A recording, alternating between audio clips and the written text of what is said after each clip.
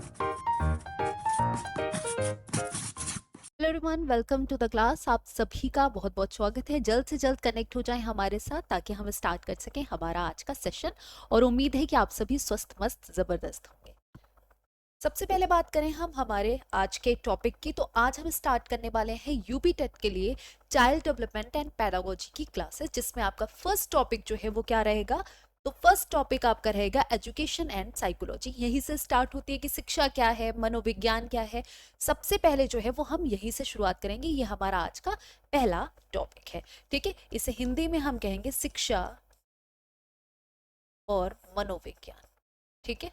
शिक्षा और मनोविज्ञान, ये हमारा आज का टॉपिक है।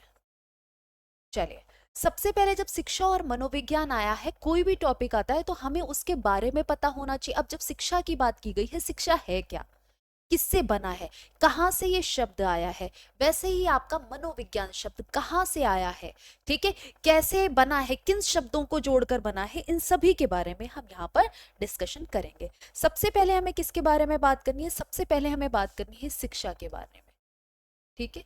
शिक्षा के बारे में, शिक्षा है क्या, ध्यान रखिएगा। जब हम शिक्षा की बात कर रहे हैं तो शिक्षा क्या है?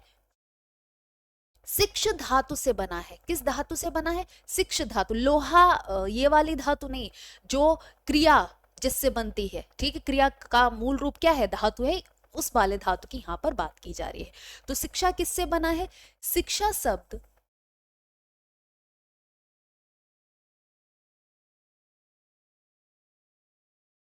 संस्कृत के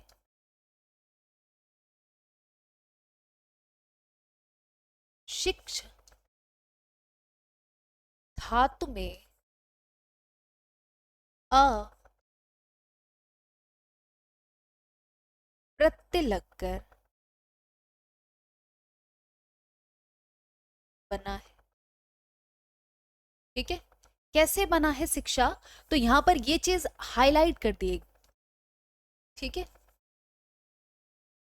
शिक्ष धातु में अप्रत्यय लगकर बना है शिक्षा, ठीक है। ये संस्कृत का शब्द है, ये भी ध्यान रखिएगा, ठीक है। शिक्ष धातु, और उसमें क्या हुआ है? उसमें अप्रत्यय लग गया है। अब इसका पूरा अगर हम प्रोपोगंडा समझें कि कैसे बना है, तो यहां पर सबसे अच्छा तरीका होता है कि फ्लो चार्ट से आप समझें। यहां पर देखिए, जैसे हमने कहा यहां पर शिक्षा, ठीक है, ये हो गया आपका शिक्षा। शिक्षा को अंग्रेजी भाषा में क्या कहते हैं? इसको अंग्रेजी भाषा में एजुकेशन कहा जाता है, सबको पता होगा। शिक्षा को अंग्रेजी भाषा में एजुकेशन कहते हैं, यू ऑल नो दैट। अब यहां पर देखिए, ये किससे बना है? शिक्षा शब्द। तो यहां पर ऐसे करके हम कर देंगे कि ये हो गया आपका शिक्ष धातु, और इसमें अ क्या हो गया? ये हो गया। ये क्या है? ये धातु है, मैंने बताई। और ये आ क्या हो गया? ये प्रत्यय हो गया है। इसका शाब्दिक अर्थ क्या है? तो इसका शाब्दिक अर्थ है सीखने, सीखना, सीखने या सिखाने की प्रक्रिया की प्रक्रिया, ठीक है। ये तो हो गया हिंदी में जो शिक्षा, हिंदी में जो शिक्षा शब्द है उसका अगर हम कहें शाब्दिक अर्थ क्या है, तो शिक्षा का शाब्दिक अर्थ जो है वो ये निकल के आएगा, ध्यान रखेंगे। इसके बाद हम बात करते हैं एजुकेशन की। एजुकेशन किससे बना है? तो एजुकेशन लैटिन शब्द एजुकेटम से बना है, ठीक है। एडुकेटम जिसे हम कहते हैं, ये किससे बना है? तो ध्यान रखेंगे, ये एडु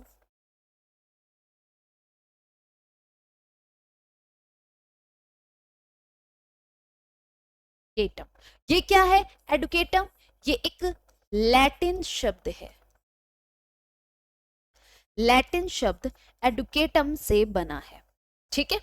अब इसको अगर हम तोड़े, एजुकेटम को या एडुकेटम जिसे हम कहते हैं, यहां पर देख लीजिए इसको किस प्रकार तोड़ा जाएगा। तो ये हो जाएगा ई, और ये हो जाएगा डुको, ठीक है। ये इससे ही मिलकर बना है, ये लैटिन शब्द एडुकेटम से मिलकर बना है। और एडुकेटम कहां से आया है? तो ई और डुको की हम बात करें, जिसका हो गया ये अंदर, ई मतलब है अंदर, और डुको मतलब होता है आगे बढ़ना।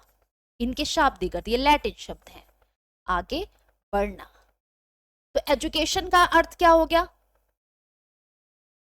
बालक की जो आंतरिक शक्तियां हैं, जो जन्मजात शक्तियां हैं, उनका विकास करना, उनको बाहर लाना। ठीक है, यही क्या है? यही एजुकेशन है। नॉर्मल मतलब सामान्य शब्दों में आप समझ सकते हो कि अगर हम एजुकेशन की बात करें, शिक्षा की बात करें, तो ध्यान रखना। अब यहां पर सबसे इंपॉर्टेंट पॉइंट से कौन थे?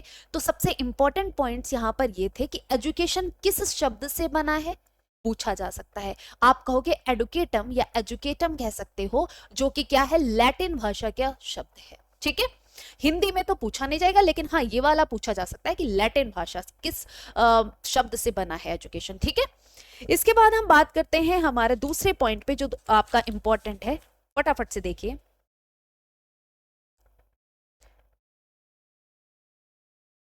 शिक्षा जो है वो बहुत ही व्यापक पॉइंट है, मतलब बहुत ही व्यापक है अपने आप में। इसको कोई एक शब्द में आप समाहित कर लो, ऐसा नहीं हो सकता। शिक्षा का हर क्षेत्र में अपने दृष्टिकोण है। ठीक है, अपना विकास है इसका, चाहे वो सामाजिक दृष्टिकोण से शिक्षा हो, चाहे वो नैतिक दृष्टिकोण से हो, चाहे वो आपका मनोवैज्ञानिक दृष्टिकोण से हो। तो इसका शिक्षा का विकास की अगर हम बात करें, तो शिक्षा के विकास जो है उसके अगर हम दृष्टिकोण की बात करें, तो हर दृष्टिकोण में इसका अपना एक विशेष महत्व है।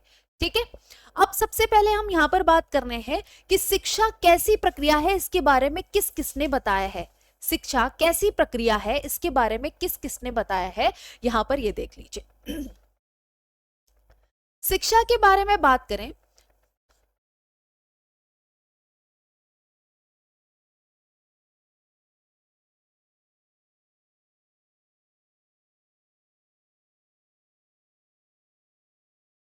शिक्षा की विशेषताएं पहले हम यहां पर लिखते हैं।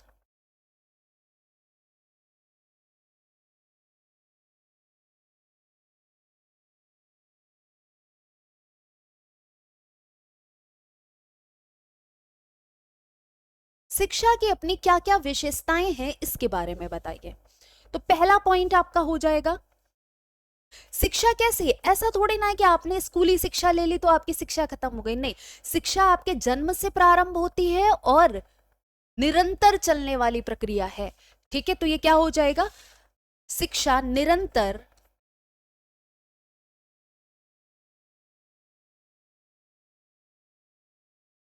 शिक्षा निरंतर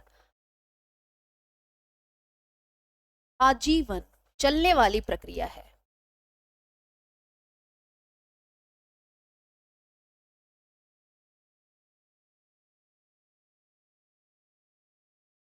ये पहली विशेषता हो गई जो एकदम सही है।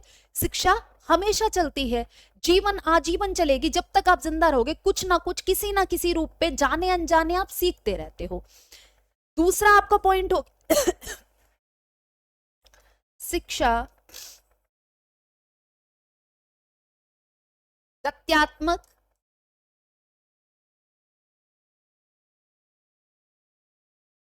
गतिशील,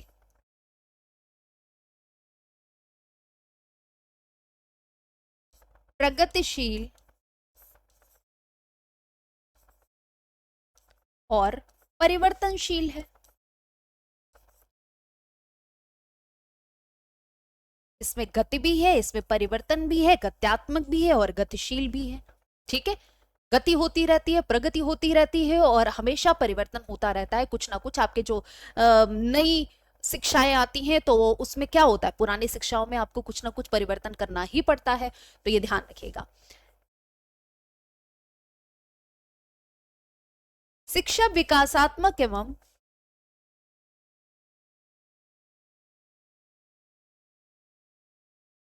सृजनशील प्रक्रिया है।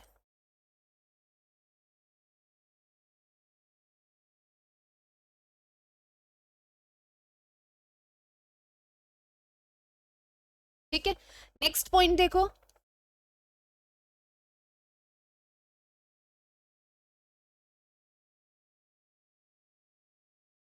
समायोजन की योग्यता है।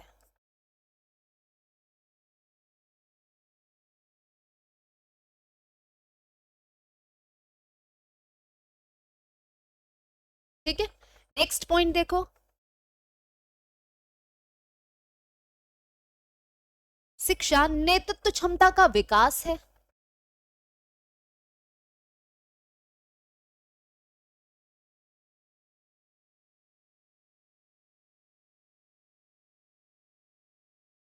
नेतृत्व क्षमता का विकास है। नेक्स्ट पॉइंट देखिए, शिक्षा ज्ञान, चरित्र एवं व्यवहार परिमार्जन की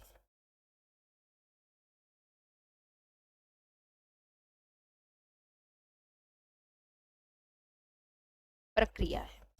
तो ये शिक्षा की कुछ विशेषताएं होती हैं जिसके बारे में आपको ध्यान रखना है। इसमें ऐसी कोई विशेषता नहीं है जो आपको पता ना हो और आप एकदम नया पॉइंट आ गया होगा। आप खुद देखो, शिक्षा निरंतर आजीवन चलने वाली प्रक्रिया है। आप जाने अनजाने कुछ ना कुछ सीखते रहोगे जन्म से लेकर मृत्यु तक। गत्यात्मक भी है, गतिशील भी है, इसमें प्रगति है आपकी, और दूसरा ये परिवर्तित भी होती रहती है। ठीक है, इसमें परिवर्तन भी तो होता रहता है। जैसे जो पुरानी शिक्षाएं हैं, अब बेस्ट मेथड आते जाते हैं तो आप सीखते हो ना, या पुरानी पद्धति पर ही चलते रहते हो? नहीं, टाइम के अकॉर्डिंग अपने आप में परिवर्तन कर लेते हो। शिक्षा समायोजन की योग्यता है। शिक्षा से क्या होता है? शिक्षा से समायोजन की योग्यता आती है आप में। ठीक है, शिक्षा से आपके ज्ञान का, आपके चरित्र का, ठीक है, आपके व्यवहार में परिवर्तन आ जाता है जब आप शिक्षित। आप देखो कितना परिवर्तन आ जाता है जब आप शिक्षित होने लगते हो। शिक्षित से मतलब यहाँ पर ये नहीं है, देखो शिक्षा के क्षेत्र से ही सिर्फ शिक्षित होना नहीं जोड़ा जाता है कि शिक्षित मतलब आप एक पढ़े लिखे व्यक्ति हो। शिक्षा किसी भी क्षेत्र में होती है। ठीक है, किसी भी क्षेत्र में आप सीख सकते हो, ये ध्यान रखिएगा।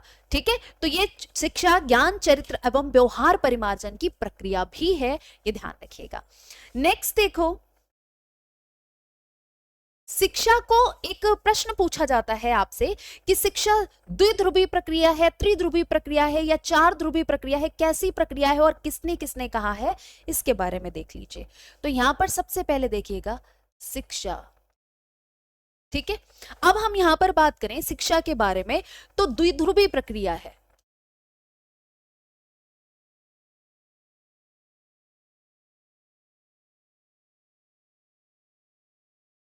किसने कहा है बताओ? शिक्षा द्विध्रुवीय प्रक्रिया है, मतलब शिक्षा के दो ध्रुव हैं, ये किसने कहा है? तो एडम स्मिथ। ठीक है, यहां पर नाम ध्यान रखिएगा, एडम स्मिथ। एडम स्मिथ ने इसको क्या कहा है? द्विध्रुवीय प्रक्रिया कहा है। और द्विध्रुवीय प्रक्रिया कौन से है? एक शिक्षक होता है, पहला शिक्षक हो गया, दूसरा क्या हो गया? दूसरा शिक्षार्थी हो गया। ठीक है, एक शिक्षक हो गया जो शिक्षा ग्रहण करेगा, एक शिक्षक और एक शिक्षार्थी। शिक्षार्थी जो शिक्षा ग्रहण करेगा, शिक्षक जो शिक्षा देगा। ठीक है, तो ये द्विध्रुवीय प्रक्रिया है। मतलब इन्होंने कहा कि ये एक ऐसा प्रोसेस है जो दो ध्रुवों के तरह है। दो ध्रुव है, इसमें कौन कौन से? तो इन्होंने बता दिया कि एक शिक्षक है, एक शिक्षार्थी। शिक्षार्थी जो है वो शिक्षक से शिक्षा ग्रहण करेगा। ठीक है, तो इनके अकॉर्डिंग शिक्षा क्या है? इन्होंने कहा कि शिक्षा एक द्विध्रुवीय प्रक्रिया है। ठीक है, अच्छा आपसे प्रश्न पूछा जाता है आपके एग्जाम में कि त्रिध्रुवीय प्रक्रिया शिक्षा को किसने कहा है? ध्यान रखेंगे, अब यहां पर ये पॉइंट नोट डाउन कर लीजिएगा।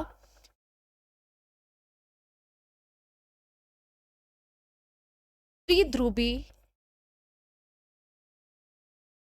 प्रक्रिया है, किसने कहा है जरा बताएं। तो याद रखना, एक नाम जॉन डीबी। ठीक है, इसमें नाम जरूर ध्यान रखना है आपको, John dB.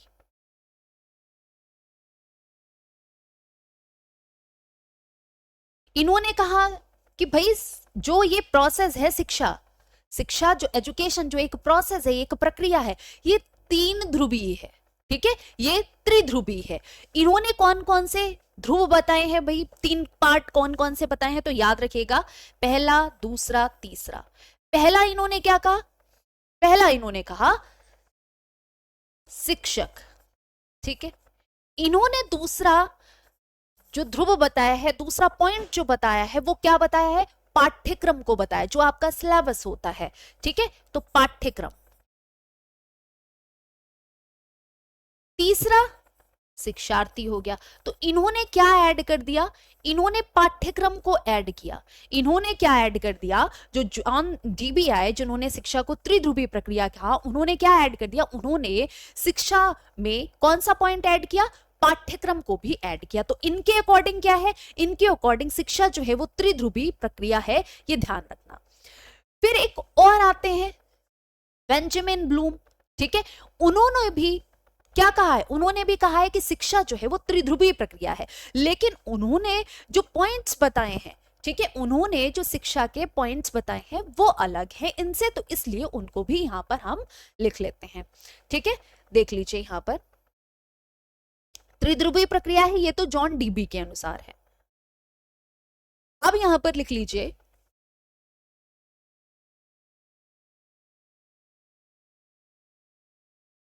Benjamin S Bloom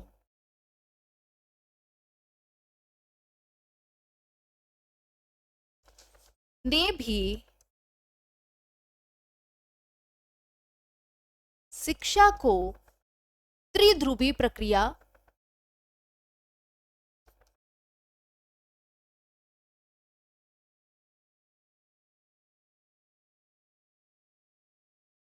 कहा है, ठीक है जी। कौन कौन से तीन ध्रुव हैं ये देख लीजिएगा। पहला शिक्षण उद्देश्य,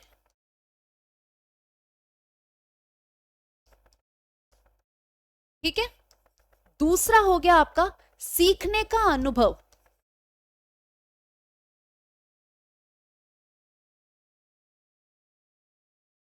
और तीसरा हो जाता है आपका कि व्यवहार में परिवर्तन, व्यवहार में परिवर्तन, ठीक है।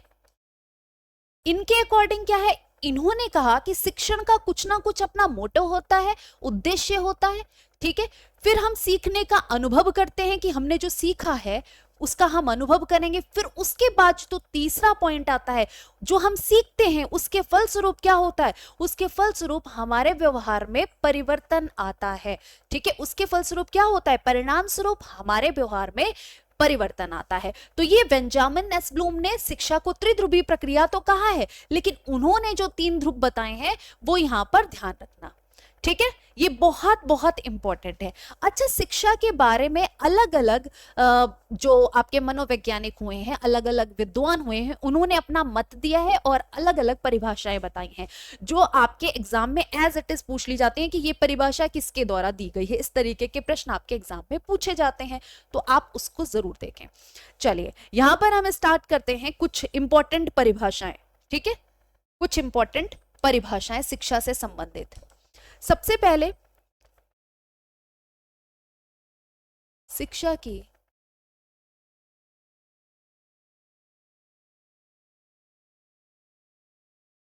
परिभाषा, यहां पर हम देखेंगे स्वामी विवेकानंद के अनुसार, या हम इस तरीके से लिख सकते हैं,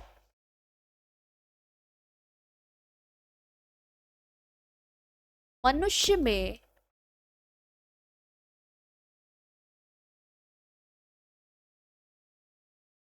पूर्ण निहित पूर्णता को अभिव्यक्त करना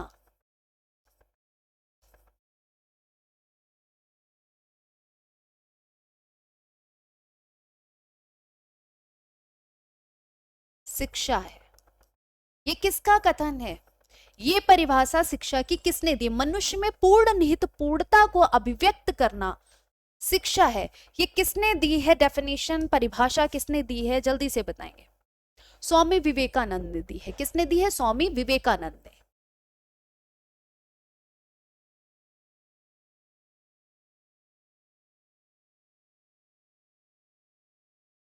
ठीक है। दूसरा हो गया, दूसरी परिभाषा जो इंपॉर्टेंट है आपसे पूछी जा सकती है, महात्मा गांधी, शिक्षा से मेरा अभिप्राय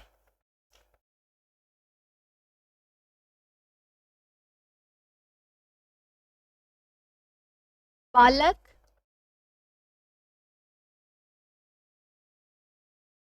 और उसके साथ साथ उसके संपूर्ण एक सेकेंड,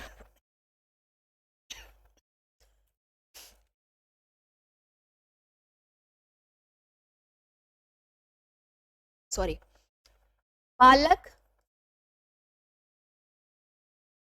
अथवा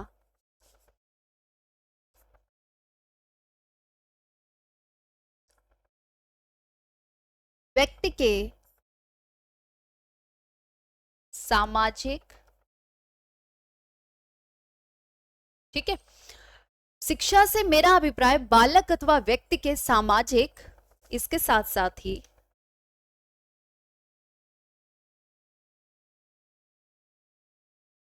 मानसिक एवं आत्मा के सर्वोत्तम एवं सर्वांगीण विकास से है।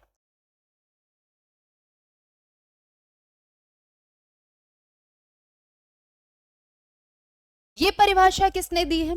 तो ये परिभाषा महात्मा गांधी जी के द्वारा दी गई है। किसने दी है ये परिभाषा? याद रखिएगा, महात्मा गांधी जी ने ये परिभाषा दी है। इनके अकॉर्डिंग शिक्षा क्या है? इन्होंने कहा शिक्षा से अभिप्राय मेरा बालक हो या कोई व्यक्ति हो, उसके जो मानसिक विकास होता है, जो उसका सामाजिक विकास है, जो उसकी आत्मा का विकास है, वो सबसे उत्तम और हर तरीके से होना चाहिए। कि ये नहीं कि किसी एक फील्ड में बस उसका विकास हो रहा है, ठीक है, कि बस उसकी लंबाई बढ़ती जा रही है, उसकी सामाजिक बुद्धि नहीं आ रही है, उसमें सामाजिक शिक्षित ही नहीं हो रहा, सामाजिक शिक्षा उसके अंतर्गत आ ही नहीं रही, नैतिक शिक्षा उसमें है ही नहीं, तो ये नहीं। इन्होंने कहा कि सर्वांगीण और सबसे उत्तम विकास वही क्या है? वही शिक्षा है। ये किसके द्वारा कहा गया है? ये कहा गया है महात्मा गांधी जी के द्वारा, ये ध्यान रखिएगा, ठीक है। किसके द्वारा कहा गया है? महात्मा गांधी जी के द्वारा ये परिभाषा जो है वो दी गई है। नेक्स्ट लिख लीजिए, एक रविन्द्रनाथ टैगोर के द्वारा भी जो परिभाषा दी गई है वो भी पूछ ली जाती है, उसको भी लिख लीजिए। शिक्षा वह है जो जीवन की संपूर्ण सत्ता के साथ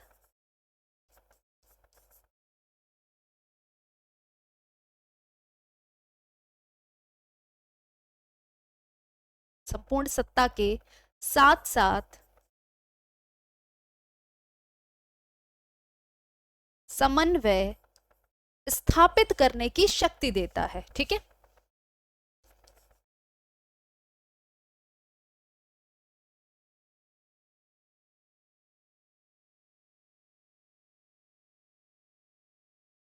की शक्ति देता है,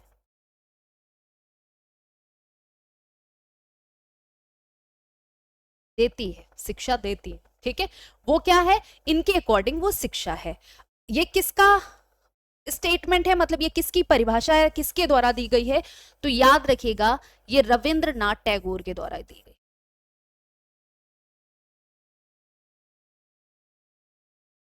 ये रविंद्रनाथ टैगोर ने परिभाषा दी है, तो इसको भी ध्यान रखिएगा। आपसे यूपी टेट में एज इट इज परिभाषाएं पूछी जाती हैं कि परिभाषा लिख के आ जाएगी और बोला जाएगा कि निम्नलिखित विकल्पों में किसके द्वारा ये परिभाषा दी गई है। तब आप कैसे बताएंगे अगर आपने पढ़ा नहीं होगा?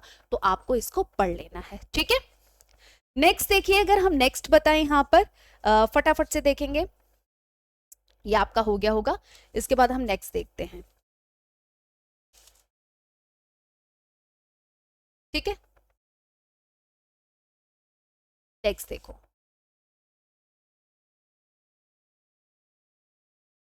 सत्यम शिवम सुंदरम का ज्ञान प्राप्त करना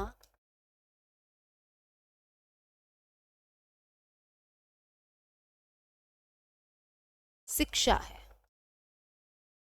अब ये परिभाषा किसने दी है शिक्षा की? बहुत ही सुंदर परिभाषा है, लेकिन ये दी किसके द्वारा गई है? तो ये प्लेटो ने दी है, ठीक है। प्लेटो जिन्हें आप कहते हो, ये प्लेटो के द्वारा दी गई है। इन्होंने क्या कहा है? इन्होंने कहा है सत्यम शिवम सुंदरम का ज्ञान प्राप्त करना ही क्या है? शिक्षा है। नेक्स्ट देखिए,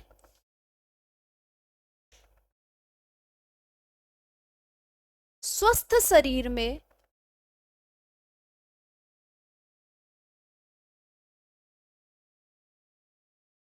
स्वस्थ मस्तिष्क का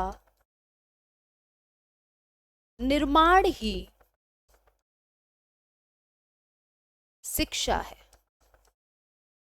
ये किसने कहा? बताइए, ये किसका कथन है?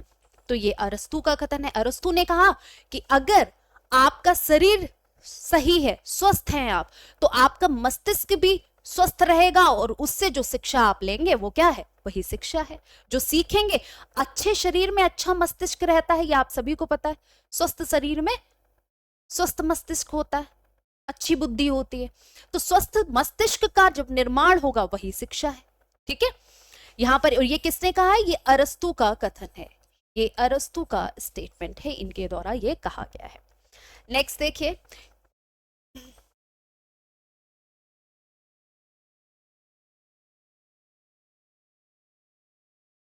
शिक्षा से तात्पर्य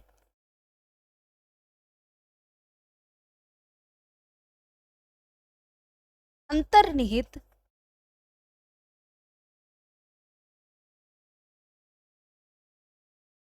शक्तियों तथा बाह्य जगत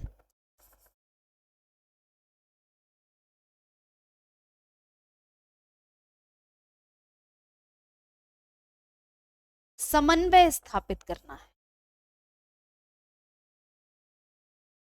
अब ये किसने कहा है?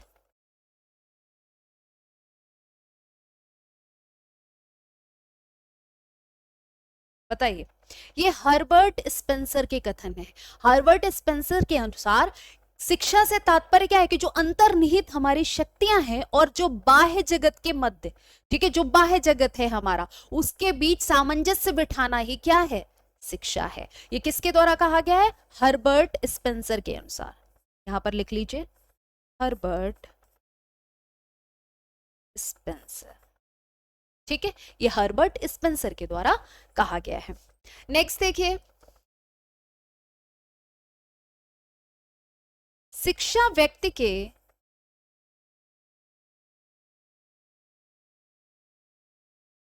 की उन समस्त क्षमताओं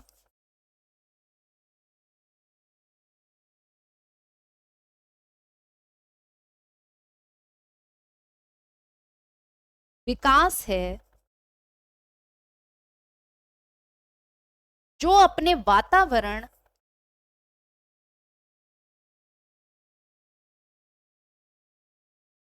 को नियंत्रित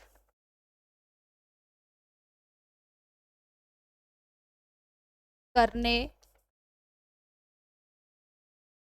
तथा अपनी संभावनाओं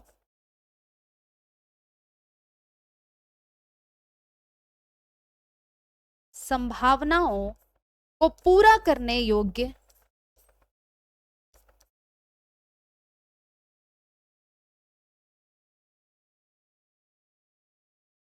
बनाती है।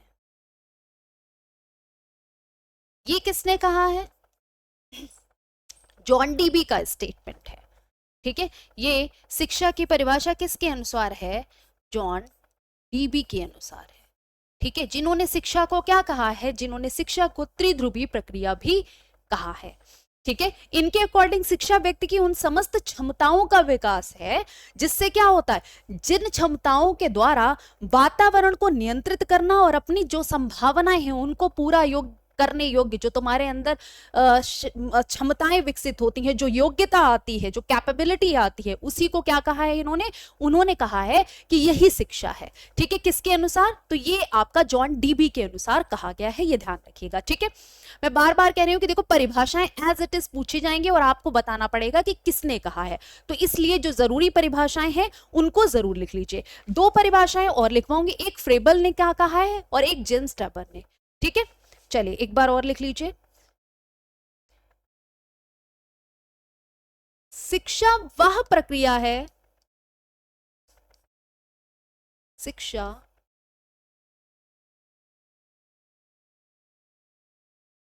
प्रक्रिया है जिसके द्वारा बालक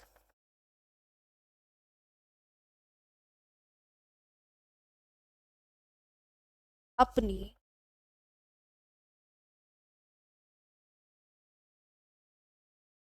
बाह्य शक्तियों, सॉरी, अपनी आंतरिक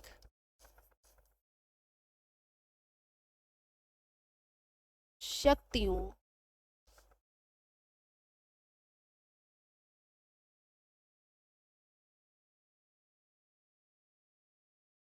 आंतरिक शक्तियों को बाह्य शक्ति का रूप प्रदान करता है। ठीक है, कि जो हमारी आंतरिक शक्तियां हैं, जो हमारी आंतरिक क्षमताएं हैं, जो हमारे इंटरनल पावर्स हैं, एबिलिटी हैं, ये शिक्षा के बारे में परिभाषा जो है वो फ्रोबेल के द्वारा दी गई है। एक परिभाषा इसकी और भी इंपॉर्टेंट है, मतलब शिक्षा के लिए दी गई परिभाषा एक और भी महत्वपूर्ण है, उसको भी हम यहाँ पर लिख लेते हैं। शिक्षा एक प्रक्रिया है, शिक्षा एक प्रक्रिया है या प्रोसेस है, ठीक है, जिसमें तथा जिसमें तथा जिसके द्वारा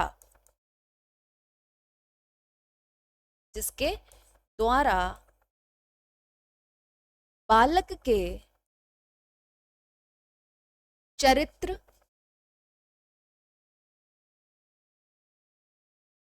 ज्ञान तथा व्यवहार को ढाला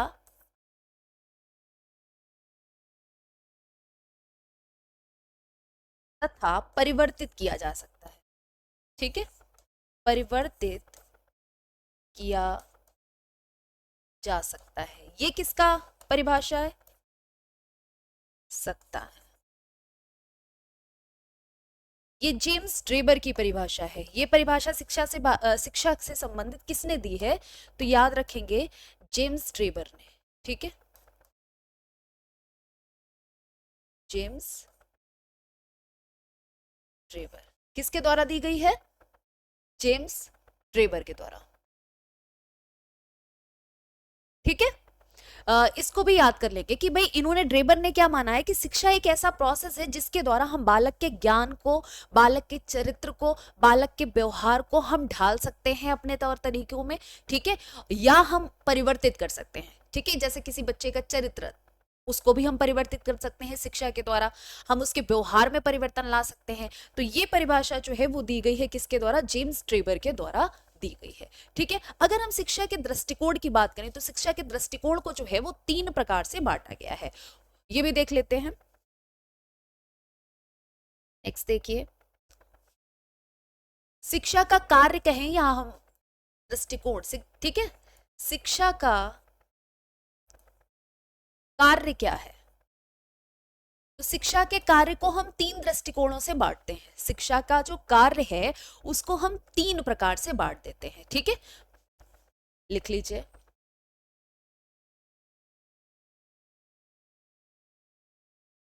शिक्षा के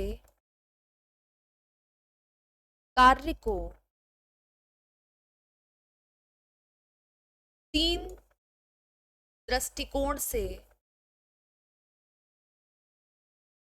दृष्टिकोणों से समझा जा सकता है, समझा जा सकता है। वो दृष्टिकोण कौन से हैं बताओ? सबसे पहला आ जाता है आपका दार्शनिक दृष्टिकोण। ठीक है, सबसे पहला आता है दार्शनिक दृष्टिकोण।